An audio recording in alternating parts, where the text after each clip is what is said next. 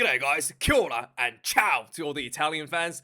Welcome back, my name is Wildkard. Wow, what a week can make in the world of rugby, huh? Last week the Italians got blown out 96.17. I mean, nobody was even tackling that game. And this week, obviously everybody had to put a better performance, and everybody fronted up the tackles.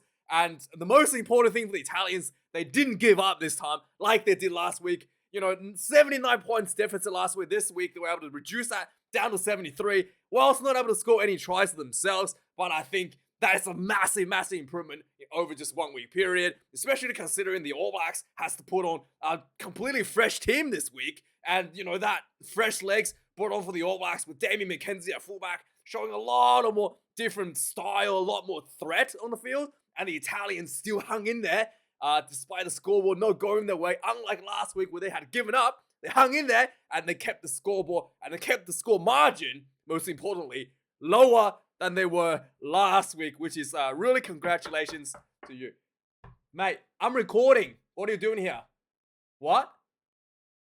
No, I'm pretty sure it's Italian playing, mate. I know what Italian jerseys look like. Can you get out, please? Oh, wait. Hang on. Oh, it says Uruguay. Oh, I thought. Oh no, I thought it was a rematch. No. Anyway, I'll. Can you just edit this out for me, please? Just edit this bit out. Yeah. Just do that later. Yeah. Anyway, I'm just gonna carry on.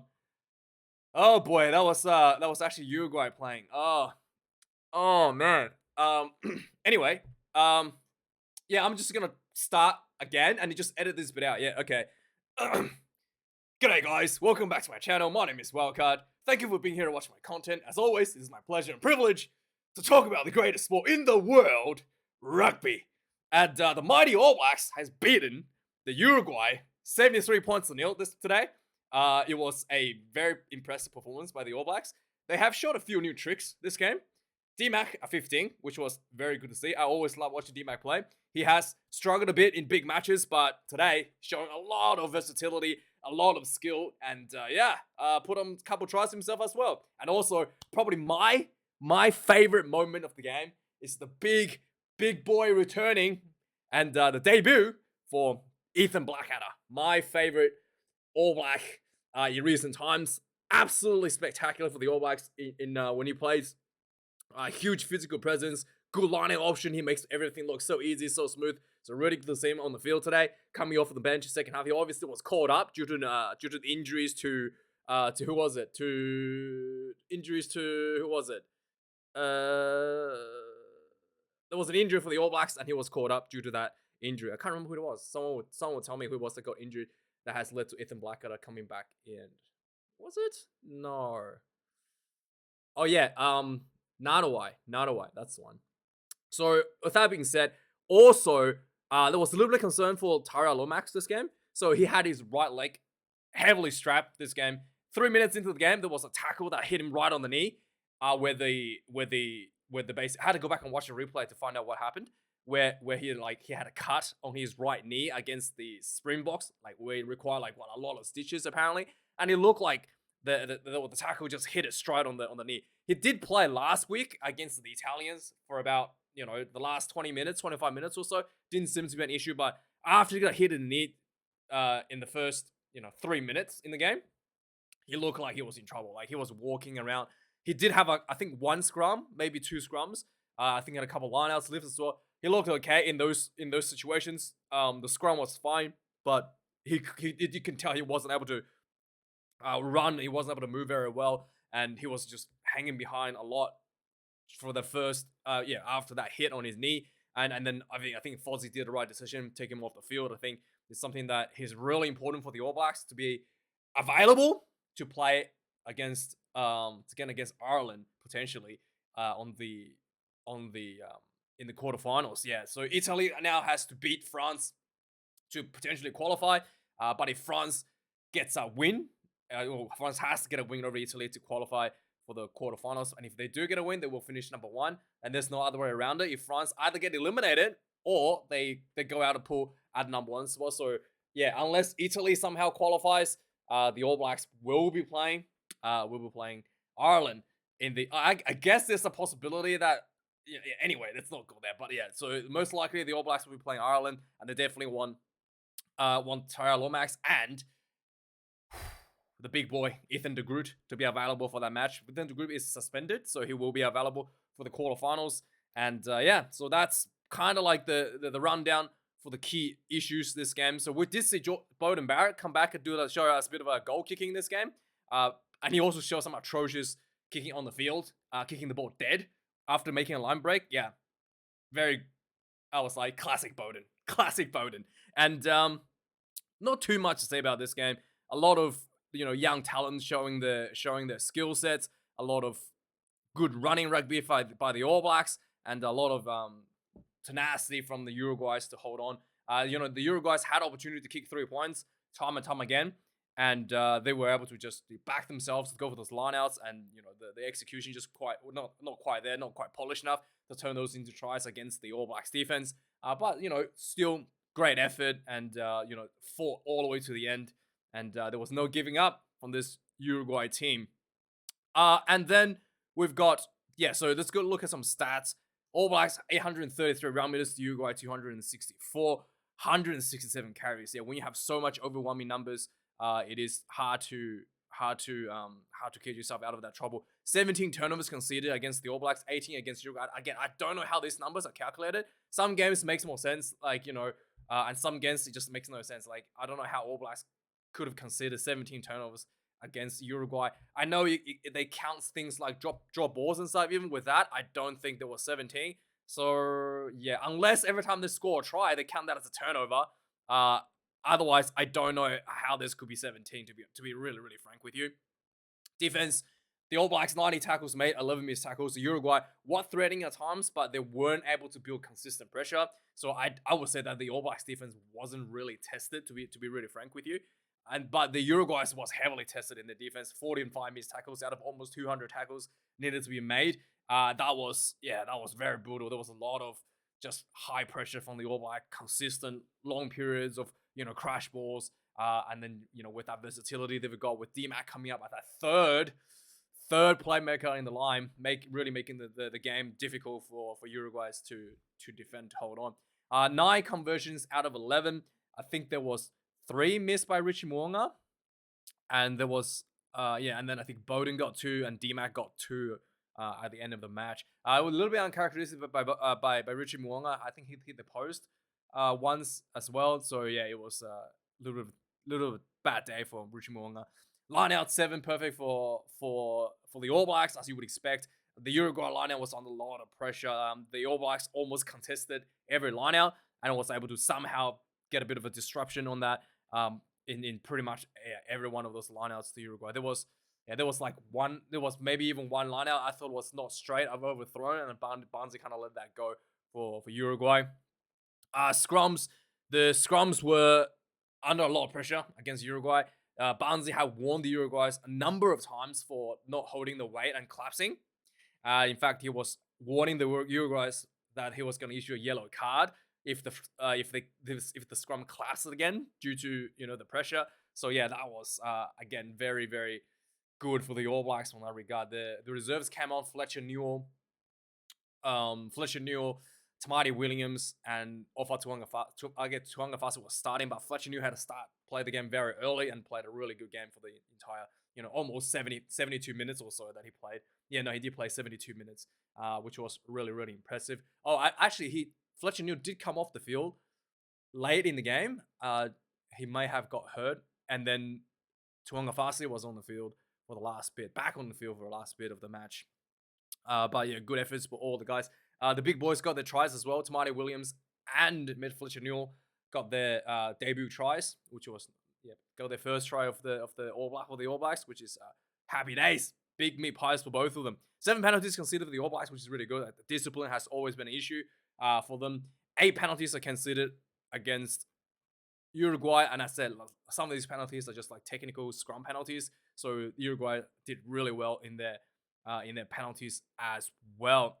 So yeah, let's have a look at some of these moments. So the game actually started quite slow. There was it was looking like Uruguay could is coming out to make an upset. Actually, it took it took how long? 19 minutes for the All Blacks to score their first try.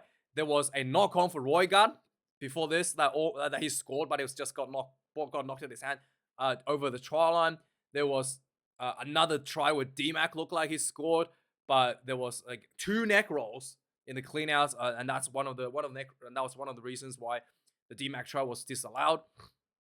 Uruguay almost scored first. Actually, they ran into the corner, had some really nice hands, and then it was a nice defense. I think it was Fainga Nuku, or it was one of the All Blacks players swept him out and had his foot on the line and saved a try there. So Uruguay almost got the first try on the ball, which was really, really impressive. The floodgate finally opened at 19 minutes. There was a center field scrum. The All Blacks had a penalty. Instead of going for the lineouts, they went for the scrum option, and they just basically stacked a bunch of players behind the scrum. They had 3 players just standing straight behind the scrum, so you don't know which way they're going to go. And the ball comes out. They all went to the right hand side, and obviously Sutherland's a bit of an overlap. Just good hands between the players. D-Mac gets the ball with he's just too good, too agile, too much athleticism. Slips through a tackle and goes in for the first try. He had a player wide, I saw, didn't even need it.